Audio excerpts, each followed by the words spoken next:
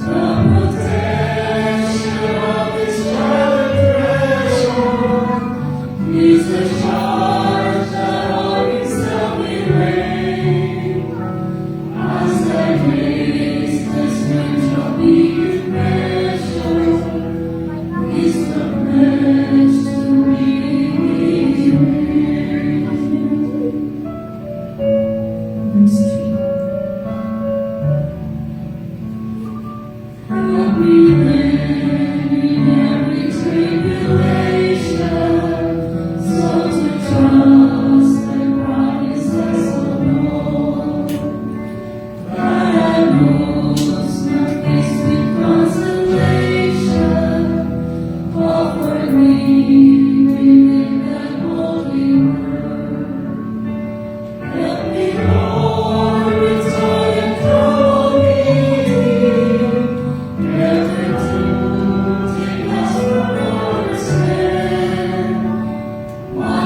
want the days, the moments fleeting, till I reach the promised land.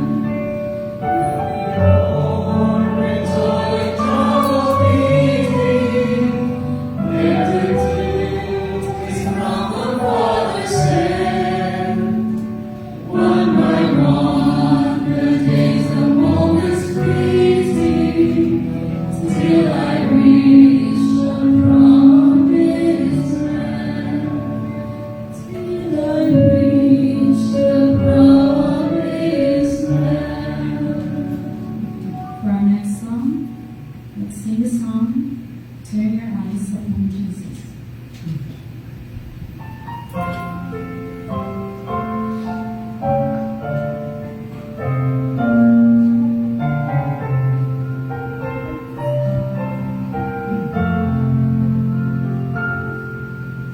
So are you weary and troubled? No light in the darkness you see. There's light for a look at the Savior, and light for a wonder and grief. Turn your eyes upon Jesus. Look for in His wonderful grace, and the things of earth will grow strangely dim in the light of His glory and grace. Turn into life everlasting. He must and we follow Him there. Over us in no more have dominion, no more than mercy on. Turn your eyes upon Jesus. Look for in His wonderful grace, and the things of earth will grow strangely dim in the light of His glory and grace.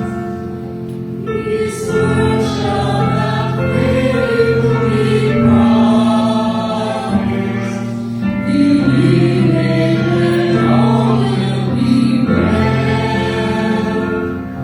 Let those who are world are His guiding, His perfect salvation to tell. Turn your eyes upon Jesus. Look for in His wonderful grace, and the things of earth will grow strangely dim in the light of His glory and grace.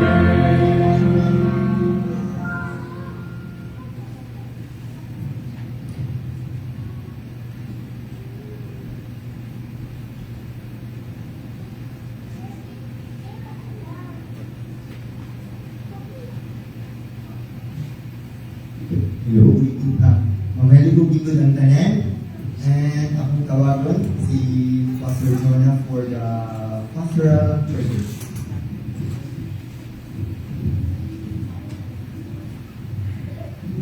If you have your Bibles with you, please open it with me sa book of James, chapter 1, verses 22 to 25. James chapter 1, verses 22 to 25.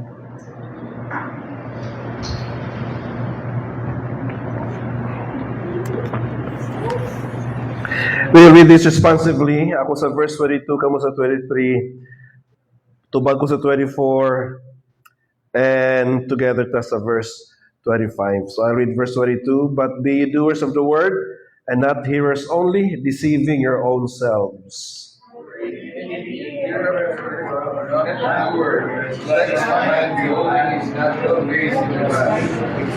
For he beholdeth himself, and goeth his way, and straightway forgetteth what manner of man he was altogether.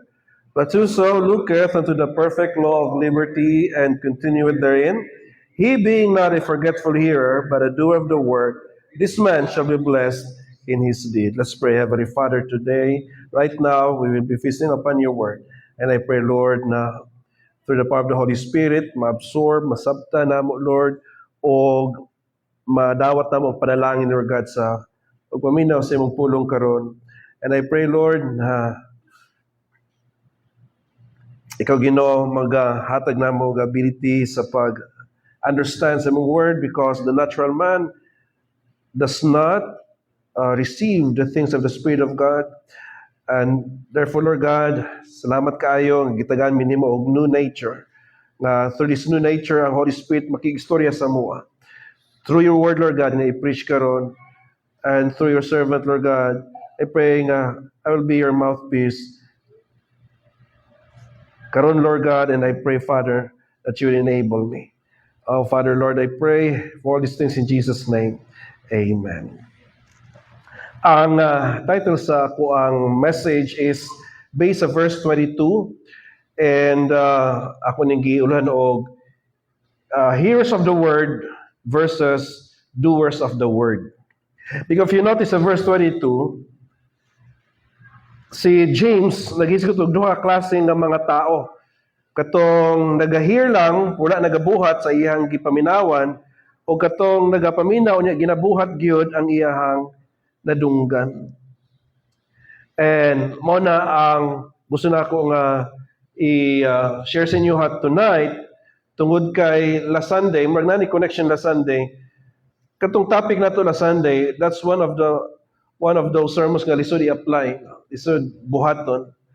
And actually kung naa may makarelate or mura ba og na rebuke sa mensahe last Sunday about rebuking one another, ako to number 1. And praise God, na kuha na po ito, na-resolve na po just today, because I really made sure nga before ko simba sa Ginoo ug magwali sa pulong, wala na yung mga baggages o mga hindrances no sa ko ang heart. And so di lang sa ko ang heart ko di sa ato pud nga laing nga person. And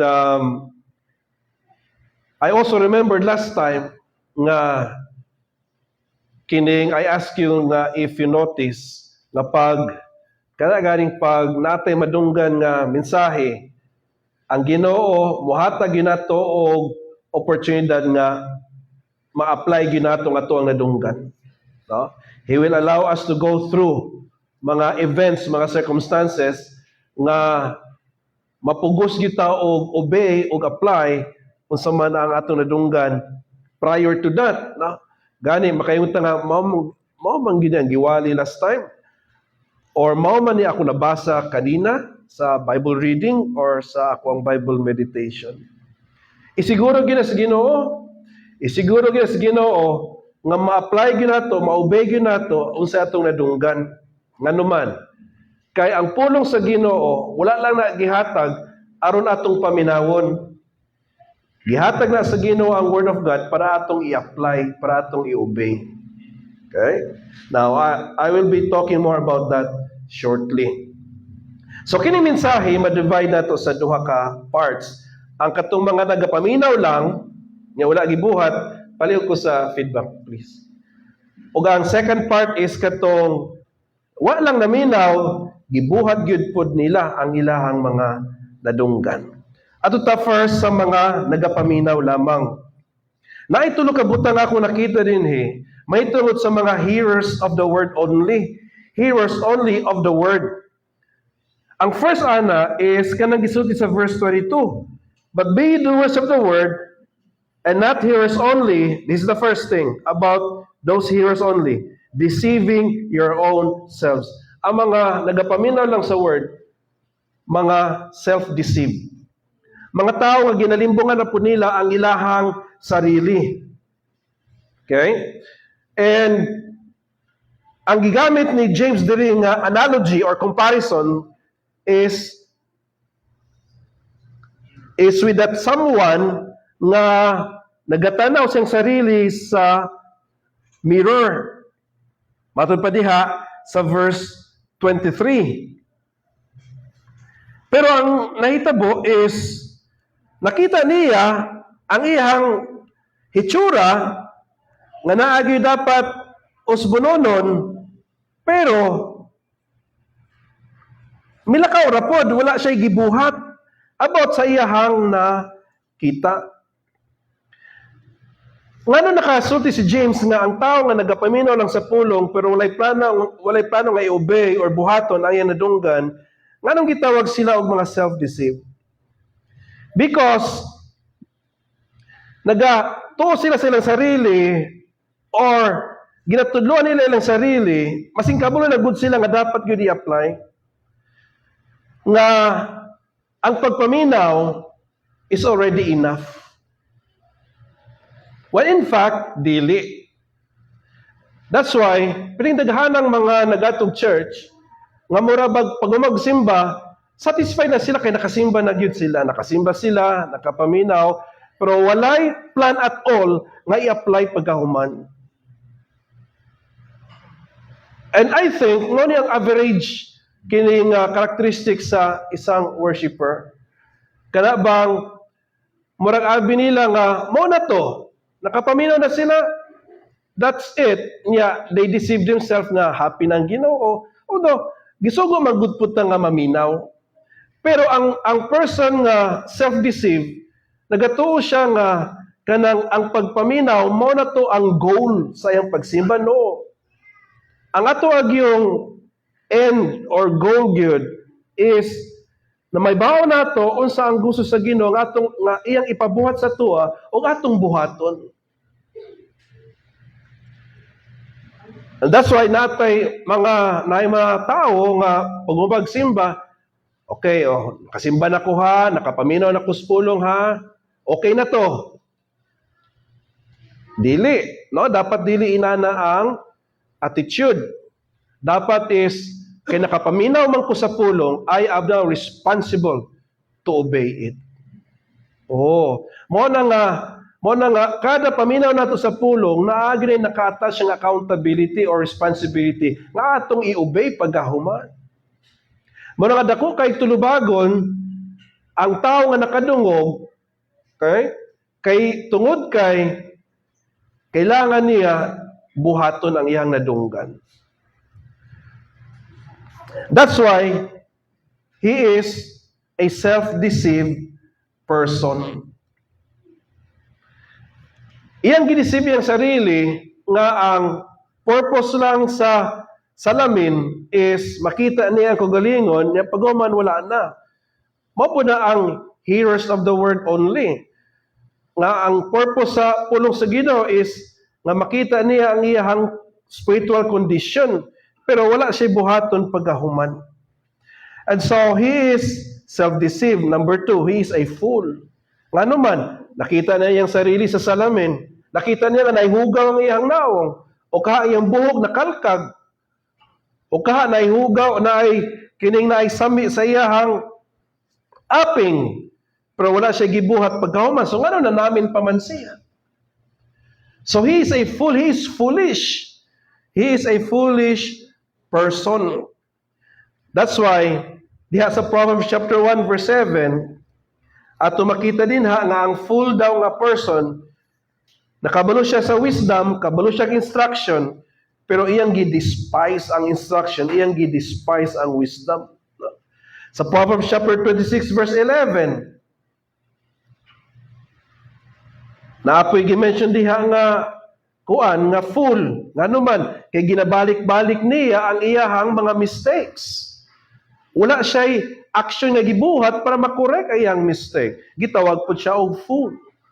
Nya sa Psalms or sa Proverbs chapter 14 verse 1, Ang tao nga nagaingon nga walay Dios, he is also a fool. Nganong fool man siya? Kay ginaingnan niya iyang heart walay Dios, pero iyang heart nagasulti nga naay Dios. Ang Romans chapter 1 nag-ingon nga walay tawo nga wala gatuo nga naay Ginoo. Tanan yung tao nagatuo nga naay God. Di lang gusto ang tao maguna-una nga naay God, nga naay Dios. Ano sulti sa Romans chapter 1? They don't want to retain God in their mind. And so, kabalo sila usang dapat buhaton, pero wala nila gibuhat. Now, diri nato matun-an na ang faith gidi ay, no, kay faith cometh by hearing man, no? And hearing by the word of God. Nga ang faith gidi ay is not what we think, what we know, what we believe, or what we hear. No? Faith is something that we do. Madod pa sa James chapter 2. Na ikatulo, nga truth about katong nagapaminaw lang pero wala gina-apply. Di lang kay mga self-deceived, di lang kay mga fools, they are also forgetful people, forgetful. Notice sa verse 24, for he beholdeth himself and goeth his way, and straightway forgetteth what manner of man he was. Now, matod pa sa 25, but whoso looketh unto the perfect law of liberty and continueth therein, he being not a forgetful hearer. Moto siya, ang forgetful hearer katong hearer lang. That's why forgetful siya. Ngano man nga forgetful man ang nagapaminaw lang pero walay plano nga i-apply.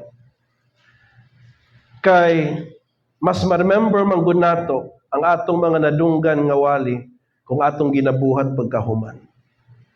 Dali lang malimtan ang wali kung wala nato ginabuhat, gina-apply. That's why ang tawag sa Bible sa ilaha, forgetful. Mo na nga para di nato malimtan, i-apply gyud nato dayon. Now kanang word nga forget sa verse 24, gikan na sa Greek word nga epilanthanomai, which means di lang to lose out of mind, di lang neglect, di lang fail to remember. Ang pasabot gid ana is this: it's more than just a simple memory lapse, but it means a failure to act or willful neglect. Gituyo og yun nga dili i-apply.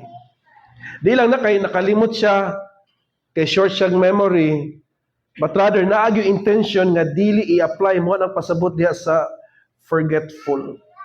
There is an intention nga dili buhaton ang iyahang nadunggan. Dagang reason nga no. Wala tay pakialam, o pride, kahadlok, wala tay doubts, or rebellion. On the other hand, naay mga tao nga mga doers of the word. Doers sila sa word. Unsa man ang tawag sa ilaha, naay tulo. Ang sulti sa Bible diha sa verse 25, but whoso looketh unto the perfect law of liberty. Kanang perfect law of liberty mo na ang word of God. Ngano man, kaya ang word of God is perfect. Ang word of God contains God's law. That's why perfect law. Yung anong liberty man ang word of God or freedom, because truth sets you free man, right? Truth sets you free from ignorance. No? Truth sets you free from sin. Now, kanang word nga look, gikan sa Greek word nga parakipto, which means to stoop down, to bend over, to peer closely into something, to examine thoroughly. So, based sa context, ang kining looketh into means intense study. Kanang yung active engagement. Ug ang naa sa mind, ang goal is to act, to apply. Mao na siya ang word look diha, with the intention nga i-apply. Unya ikaduha, ang doer of the word, he continues therein, matud pa, and continue it therein. Meaning, nagapadayon siya sa pagtanaw sa perfect law of liberty, which is the word of God. He continues to look, and act on the word. Ang result, mo na di siya makalimot sa iyang nadunggan. Kanang word nga continue means to abide by, to remain alongside, to stay, or to persevere. And ang ikatulo is about sa doer of the word, he shall be blessed. So ang tinuod di ay nga na-bless sa pulong, di lang kay nakadungog siya, kundi kay ginatuman niya. Mo nang tinuod nga na-bless gyud sa word. And so kung naamay, like mo dol sa kuwag mingon, Pastor, salamat sa iyong pulong, na-bless gyud ko. Dahil sa akong mind, 50% lang ka na-bless. Kaya ang katungaan na, kung ma-apply na nimo, then it will become 100%. So the blessing here is tied to the doing of the word, not just to the hearing. So kung gusto ka mapanalanginan sa pulong sa Ginoo, tumana gyud, no? Tumana gyud. Kanang word nga blessed gikan na sa Greek word makarios, which means happy, fortunate. That is a state of divine favor or spiritual prosperity. Di ni siya material prosperity or material happiness, but spiritual prosperity. It signifies nga naagi true satisfaction, deep, lasting contentment. Okay. Unsa man akong conclusion ani? Akong conclusion ani is this.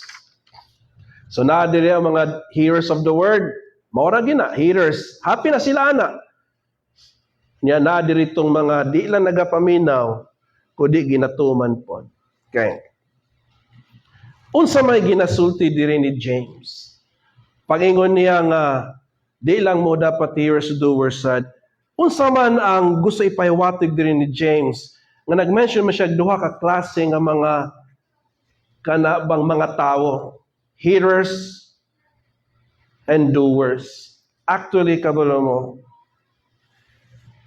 ang gusto ipahiwatig diri ni James is this, nga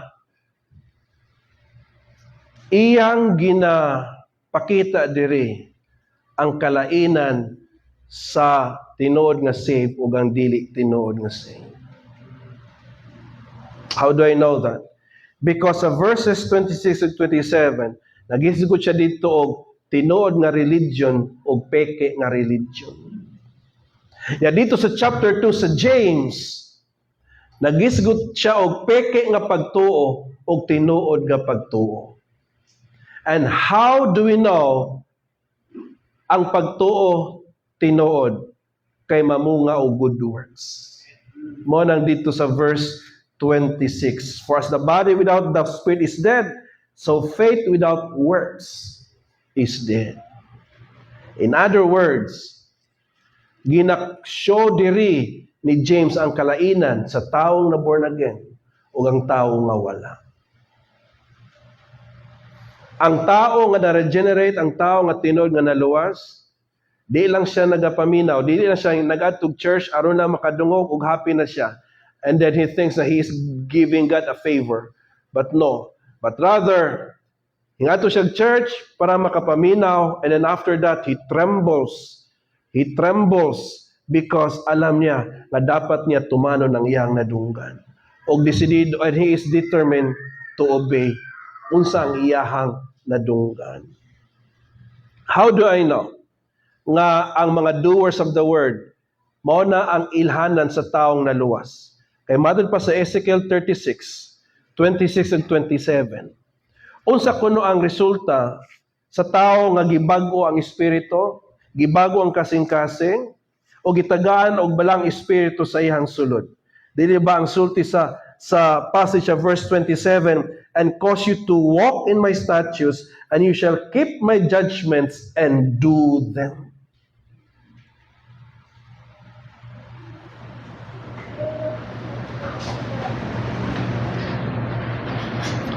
Walay in between. Walay in between sa tunga. It's either hearer ka lang and you're not saved, or doer ka and you are a saved person. Walay in between. It's either imong religion is pure, or kay you are doer of the word, or your religion is fake or impure.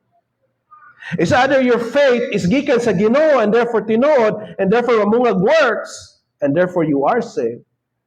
or ang imong faith is dead, kay walay makita nga works kahit isa. And so, sa first glance, ang akong, sige na kong basa ni nga passage. Pero karon lang may occur sa kuang mind. Ang ginabuhat dahil diri ni James was to gusto niya ipa-examine ang mga members, ang mga Christians nga iyang gisulatan ani nga episode, to examine yourself kung tinuod ba mo nga mga Christian or dili.